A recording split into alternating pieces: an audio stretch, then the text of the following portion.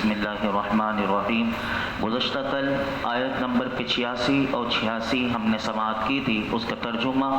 اور آیت تلاوت قرآن ہم نے سنی تھی۔ آج اس کی تفسیر میں ثم انتم ہؤلاء، پھر یہ جو تم ہو۔ اس آیت میں نبی پاک صلی اللہ علیہ وسلم کے مقدس زمانے میں یہودیوں کے عجیب و غریب طرز عمل کا اس آیت مبارکہ میں بیان کیا گیا۔ اس کا پس منظر یہ ہے کہ توریت میں بنی اسرائیل کو 3 حکم دیے گئے تھے۔ نمبر 1، ایک دوسرے کو قتل نہ کرنا۔ نمبر 2، ایک دوسرے کو جلا وطن نہ کرنا۔ نمبر 3، اگر وہ اپنی قوم کے کسی مرد یا عورت کو اس حال میں پائیں کہ اسے غلام یا لونڈی بنا لیا گیا ہے تو اسے خرید کر آزاد کر دیں۔ نسل در نسل یہ عہد چلتا رہا، یہاں تک کہ مدینہ طیبہ کے گرد و نواح میں آباد یہودیوں کے 2 قبائل جو بنی قریظہ اور بنی نذیر میں یہ منتقل ہوا، اور یہ تینوں عہد ان کے لیے بھی تھا۔ اس وقت مدینہ شریف میں مشرکوں کے 2 قبائل تھے، ان کے نام اوس اور خزرج تھے۔ بنی قریظہ اوس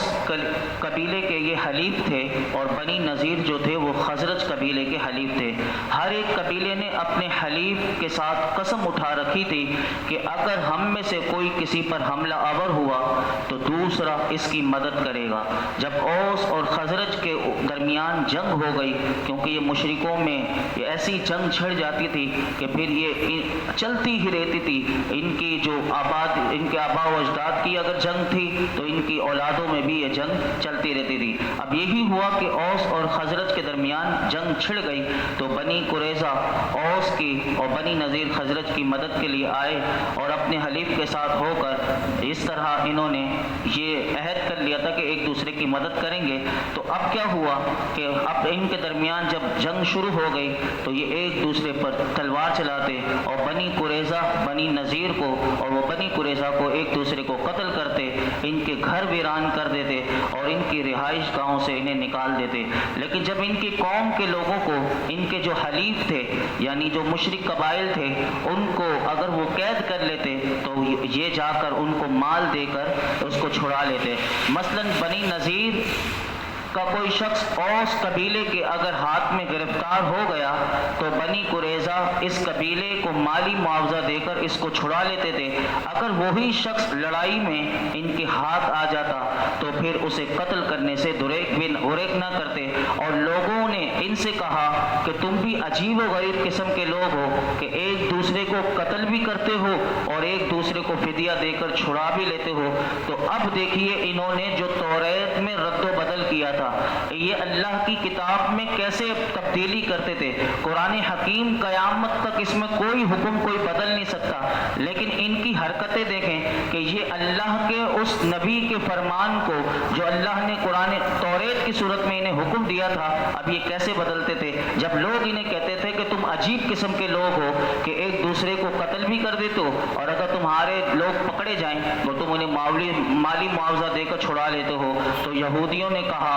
ہمیں توریت میں یہ حکم دیا گیا کہ ہم اپنے قیدیوں کو فدیہ دے کر چھڑا لیں۔ اس پر ان سے کہا گیا کہ پھر یہ بتاؤ کہ جب یہ تو تم صحیح بتا رہے ہو کہ تمہیں فدیے کا حکم دیا گیا کہ تمہارے اگر کوئی پکڑا جائے تو اسے تم چھڑا لو گے، لیکن تم ایک دوسرے کو قتل کیوں کرتے ہو، اور اگر جب تمہارے درمیان جنگ ہوتی ہے تو تم لوگوں کو جلا وطن کر دیتے ہو، یہ کیوں کرتے ہو۔ تو یہودیوں نے اب جو جواب دیا وہ بڑا قابل غور ہے۔ اس وقت ان سے یہ کہا گیا کہ یہ 2 کام بھی اس سے بھی تو تمہیں منع کیا گیا کہ تم اپنے لوگوں کو جلا وطن نہیں کرو گے اور قتل نہیں کرو گے۔ تو انہوں نے کیا کہا، انہوں نے اب دیکھیے ان کے لیے کتنی بڑی بات ہے، یعنی ان کو شرم نہیں آتی۔ اب انہوں نے یعنی اللہ کے حکم کو، اللہ کے عہد کو توڑ دیں لیکن اپنے حلیف کے عہد کو نہ توڑیں۔ انہوں نے جواب کیا دیا، انہوں نے کہا کہ اگر اس سے یعنی لوگوں کو ہم قتل کر دیں یا جلا وطن کر دیں، ہم یہ جانتے ہیں کہ اس سے اللہ کا عہد ٹوٹ جاتا جاتا ہے، لیکن وہ کہنے لگے ہمیں اس بات سے شرم آتی ہے کہ ہمارے حلیف ذلیل ہو، کیونکہ اگر ہم نے ایک دوسرے کو قتل و جلا وطن نہ کیا تو اس میں ہمارے حلیفوں کی ذلت ہے، کیونکہ فدیہ دے کر چھڑا لینے میں ان کی ذلت نہیں، صرف ہم ایک عہد کو پورا کر لیتے ہیں، باقی ہمارے حلیف کو ہم ذلیل نہیں کر سکتے۔ یہودیوں کی اس حرکت پر اس آیت میں انہیں اللہ رب العالمین نے ملامت کی کہ جب تم نے اپنوں کی خون ریزی نہ کرنے اور ان کو بستیوں سے نہ نکالنے اور ان کو اسیروں کو چھڑانے کا تم نے عہد کیا تھا، تو یہ جو دو رنگی تمہارے اندر یہ جو منافقت ہے یہ کیوں ہے کہ جب کہ تم ایک دوسرے کو قتل کر دیتے ہو، جلا وطن کرنے میں ہرگز دریغ نہیں کرتے؟ تو فرمایا جب کوئی گرفتار ہو جائے تم فدیہ دے کر چھڑا لیتے ہو۔ تو فرمایا جن باتوں کا تم نے عہد کیا تھا ان میں سے کچھ باتوں کو ماننا اور کچھ کو نہ ماننا یہ کیا معنی رکھتا ہے؟ یہ حضور کے زمانے کے یہودیوں کو یہ پیغام دیا گیا کہ تم کچھ کتاب کا حصہ مانتے ہو، کچھ نہیں مانتے، تو تم گویا کہ تم عہد شکنی کر کے تم حرام کے مرتکب ہوئے۔ یہ پوری آیت کا پس منظر میں نے آپ کے سامنے رکھ دیا، اور اس میں بتایا گیا کہ ان کا جو ایمان تھا وہ ناقص تھا، اس کی وجہ سے یہ سب کرتے تھے، اور ان کو بتا دیا گیا کہ یاد رکھو کہ کوئی بھی شخص شریعت کی آزادی سے پابند، یعنی کہ شریعت کی جو پابندی ہے اس سے آزاد نہیں ہو سکتا، اور خود کو طریقت کا نام لے کر اگر کوئی یہ چاہے کہ میں اپنے آپ کو شریعت سے آزاد کر دوں تو ایسے لوگوں کو کافر کہا گیا۔ تو یہاں پر ہمارے لیے بھی یہ پیغام ہے، کوئی یہ کہے کہ ہمارا طریقت سے رابطہ ہے، ہمارا شریعت سے کیا رشتہ، تو یہاں پر ایک اصول اور قانون دے دیا کہ کوئی بھی شخص کسی وقت بھی شریعت کی جو پابندی ہے اس سے آزاد نہیں ہو سکتا، اور خود کو طریقت کا نام لے کر یا کسی بھی طریقے سے اگر وہ اپنے آپ کو شریعت سے آزاد کہے گا تو علماء نے کہا وہ کافر ہو جائے گا۔ تو یہاں پر یہ چیزیں ہمیں غور کرنا چاہیے۔ پھر کیا ہوا؟ قرآن کی اسی آیت میں انہیں اب اللہ نے سزا کیا دی، یہ ان کی یہ حرکتیں تھی۔ تو 3 ہجری میں جب میرے آقا علیہ الصلوۃ والسلام مدینہ منورہ میں آ گئے تو 3 ہجری میں بنی قریظہ جو ہے یہ مارے گئے، اور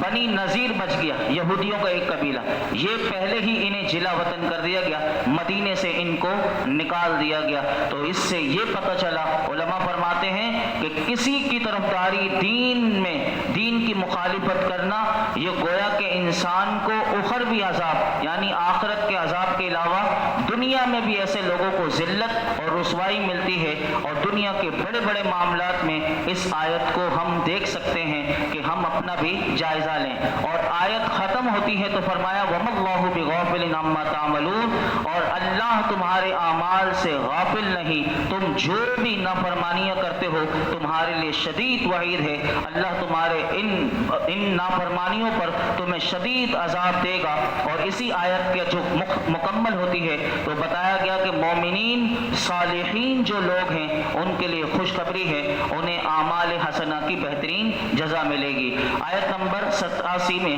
سنیے وَلَقَدْ آتَيْنَا مُوسَى الْكِتَابَ وَقَفَّيْنَا مِن بَعْدِهِ بِالرُّسُلِ وَآتَيْنَا عِيسَى ابْنَ مَرْيَمَ الْبَيِّنَاتِ وَأَيَّدْنَاهُ بِرُوحِ الْقُدُسِ أَفَكُلَّمَا جَاءَكُمْ رَسُولٌ بِمَا لَا تَهْوَىٰ أَنفُسُكُمُ اسْتَكْبَرْتُمْ فَفَرِيقًا كَذَّبْتُمْ وَفَرِيقًا تَقْتُلُونَ۔ ترجمہ اس کا ہے کہ بے شک ہم نے موسیٰ کو کتاب عطا کی اور اس کے بعد پے در پہ رسول بھیجے، اور ہم نے عیسیٰ بن مریم کو کھلی نشانیاں عطا فرمائی اور پاک روح کے ذریعے ان کی مدد فرمائی۔ تو اے بنی اسرائیل، کیا تمہارا یہ معمول نہیں ہے کہ جب کبھی تمہارے پاس کوئی رسول ایسے احکام لے کر تشریف لایا جنہیں تمہارے دل نے پسند نہیں کرتے تھے تو تم تکبر کرتے تھے، پھر ان انبیاء میں سے ایک گروہ کو تم جھٹلاتے تھے اور ایک گروہ کو تم شہید کر دیتے تھے۔ اس آیت میں یہاں سے بنی اسرائیل کی وہ بتایا گیا کہ اللہ رب العالمین نے انہیں توریت عطا کی،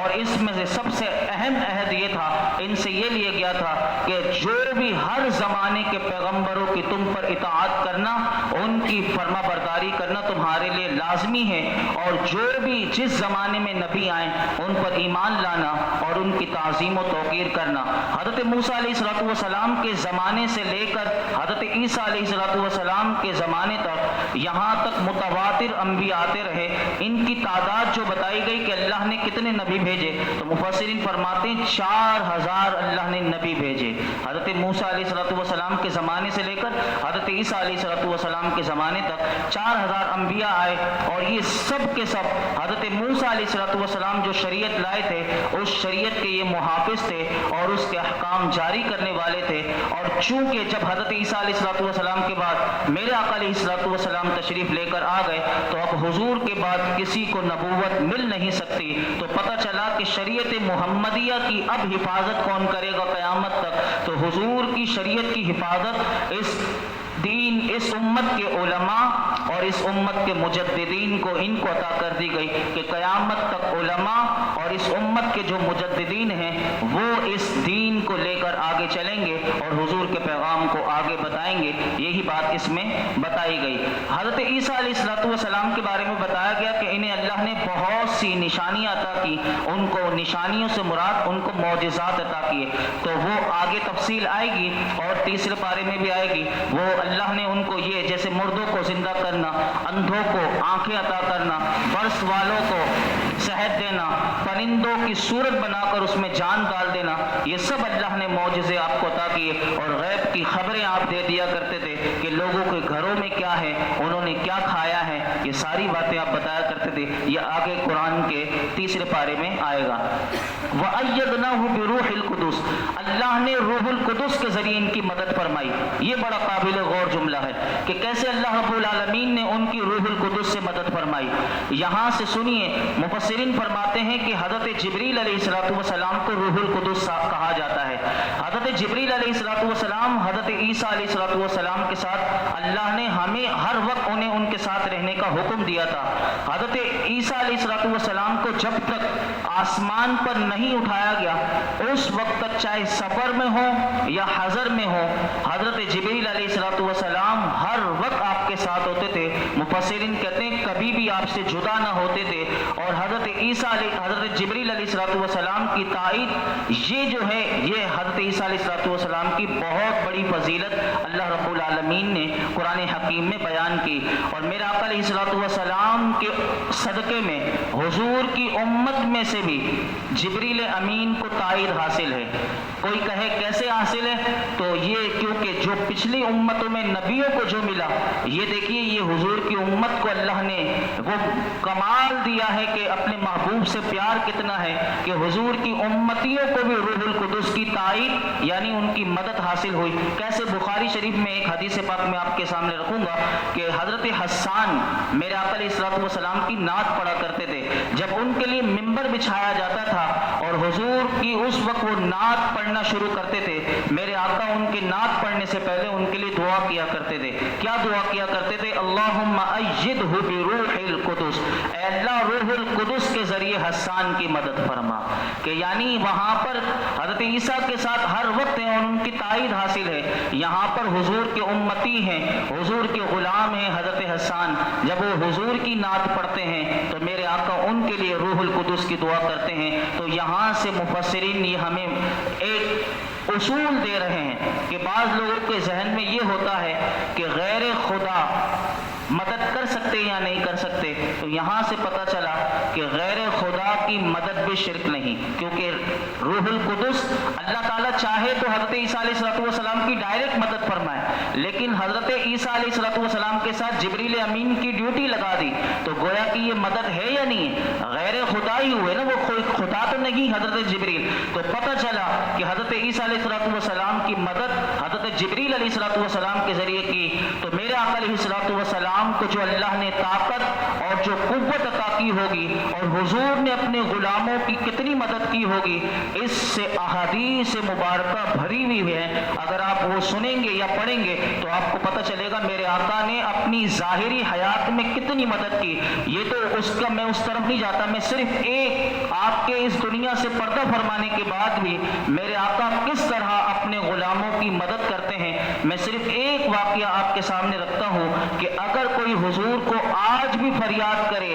آج بھی حضور کے وسیلے سے حضور کو کسی امتی اگر کوئی پکارے تو حضور اس کی کس طرح مدد کرتے ہیں، میں صرف ایک آپ کے سامنے رکھوں گا۔ ابو قاسم ثابت بن احمد بغدادی رحمۃ اللہ علیہ، ابن اساکر، یہ حدیث پاک کی کتاب ہے، اس میں آپ کو یہ مل جائے گا۔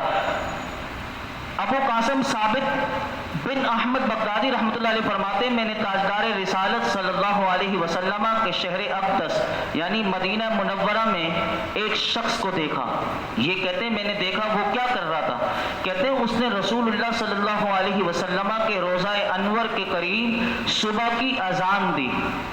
صبح کے وقت جو فجر کا ٹائم ہوتا ہے، اس نے اذان دی، اور جب وہ اذان میں الصلاۃ خیر من النوم پر پہنچا تو پھر کیا کہتے ہیں کہ وہاں کا جو خادم تھا، مسجد نبوی شریف کے خادموں میں سے ایک خادم آیا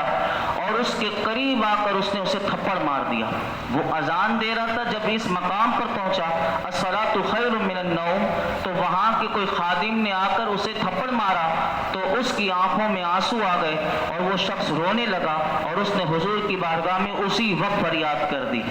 اب فریاد امتی جو کرے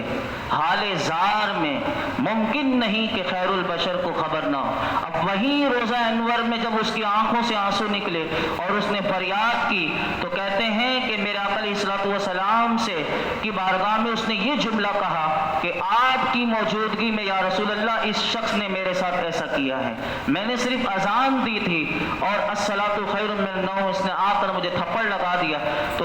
کہتے ہیں کہ اس کی جملے ختم ہی ہوئے تھے، یعنی اس کی فریاد ابھی ختم ہی ہوئی تھی کہ اس خادم پر فالج گر گیا اور لوگ اسے اٹھا کر اس کے گھر لے گئے۔ 3 دن کے بعد وہ اس دنیا سے ہی چلا گیا۔ یعنی جس نے حضور کے غلام کو حضور کے روزے میں تکلیف دی، اب آپ بتائیں حضور کو یہ بھی پسند نہیں، تو آج بھی اگر جو حضور کے غلاموں کو جو ستاتے ہیں وہ کیسے بچ سکتے ہیں؟ آپ بتائیے۔ تو اس سے یہ پتہ چلا کسی کو تکلیف ہم نہ دیں، ہماری ذات سے کسی کو تکلیف نہ پہنچے، بلکہ خیر ہی خیر ہماری ذات سے کسی کو پہنچے۔ تو یہاں سے یہ بھی پتہ چلا لا تہوی انفسکم، اسی آیت میں فرمایا گیا تمہارے دل پسند نہیں کرتے۔ یہاں پر یہ یہودی لوگوں کو یہ پیغام قرآن نے دیا کہ تم پیغمبروں کے احکام کو یہ چاہتے ہو کہ تمہاری خواہش کے مطابق وہ احکام لے کر آئیں، اور اگر تمہاری خواہش کے مطابق نہیں تو تم اسے جھٹلا دیتے ہو، اور موقع پا کر صرف جھٹلاتے نہیں ہو بلکہ تم انبیاء کو قتل بھی کر دیتے ہو۔ یعنی یہ یہودی ایسے تھے کہ یہ اگر ان کی خواہش کے مطابق اللہ کا حکم نہیں ہے کہ ہماری خواہش سے ٹکرا رہا ہے تو انہوں نے نبیوں کو شہید کر دیا، اور اس میں سے حضرت زکریا علیہ السلام، حضرت یحییٰ علیہ السلام، اور اس کے علاوہ بہت سے انبیاء کے نام آتے ہیں جنہیں ان یہودیوں نے بس یہ حکم ہمیں نہیں چاہیے اور انہوں نے اللہ کے نبیوں کو شہید کر دیا۔ آج بھی لوگ ایسے سے ظلم کرتے ہیں۔ میں ایک ابھی حال میں ہی پتہ چلا کہ ہماری بے حسی اتنی بڑھتی جا رہی ہے کہ ہم حق بھی نہیں بولتے۔ یہاں پر گزشتہ چند دن پہلے ہی ایک مارکیٹ میں ہی ایک شخص نے صرف بائک لگائی۔ اب یہ دیکھیں بے حسی ہماری کتنی ہے۔ میں صرف یہ اس سے بتانا چاہتا ہوں کہ ہمارے اندر سے حق بولنا بھی ختم ہو گیا۔ اب اس شخص نے اس کی دکان کے آگے لگائی، اس نے اسے کچھ کہا ہوگا یا بدتمیزی کی ہوگی، اس نے سامنے سے صرف کیا جواب دے دیا تو مارنا شروع کر دیا۔ اب یہ دیکھیے مارنا شروع کر دیا۔ اس کی والدہ اس کے ساتھ شاپنگ کرنے آئی ہوئی تھی، وہ شاپنگ کر کے لوٹ رہے تھے، اس نے اپنے بیٹے کو دیکھا، اتنا مارا کہ اس کا سر پھاڑ دیا۔ اب سر پھاڑ دیا تو اس کے بعد اس کی ماں نے بد دعا دے دی۔ اب کیونکہ ماں جب اپنے بیٹے کو دیکھے گی تو اس کو، کیونکہ ماں سے تو تکلیف برداشت نہ ہو، تو ماں نے جب بد دعا دی تو اور ماں کے سامنے مارنے لگے۔ لیکن اس وقت جو کہنے کا مقصد یہ ہے کہ عورتیں چلا رہی تھی، جو بتانے والا کہ عورتیں چلا کر کہہ رہی ہیں کہ کوئی اس سے چھڑاؤ، یعنی وہ لوہے کے گھس سے اس کو جو ان کا کام ہے اس سے اور مار کر اس کا منہ پھاڑ دیا اور خون نکل رہا ہے، اور اس کے ماں کے سامنے اور مار رہے ہیں، اور وہ عورتیں کہہ رہی ہیں، یعنی سارے مرد بھی دیکھ رہے ہیں اور عورتیں تو کیونکہ وہ تو کمزور ہوتی ہیں، وہ کیا کسی مرد سے چھڑائیں گی، لیکن سارے مرد ایسے دیکھ رہے ہیں کہ ہو رہا ہے تو تماشا ہو رہا ہے، لیکن ہم کسی کی مدد نہیں کرتے. ہم کسی کو بھی اگر کوئی غلط کر رہا ہے تو ہم آج غلط کو ہاتھ نہیں روک سکتے، ہم کسی کو غلط نہیں کہہ سکتے. یہی وجہ ہے کہ ہمارے اندر بہت بے حسی ہو گئی، آج ہم دین سے بہت دور ہو گئے. اللہ ہمیں غور و فکر کی توفیق عطا فرمائے اور قرآن حکیم کے صدقے میں ہمیں حق بولنے والا، حق کا ساتھ دینے والا اور حق ہمیشہ سچائی پر رہنے والا، اور ہمارے اندر سے اللہ قرآن حکیم کے صدقے میں ہمارے اندر سے ساری بزدلی نکال دے. ہم ڈریں تو اپنے رب سے ڈریں اور کسی سے نہ ڈریں. اللہ ہم پر کرم فرمائے.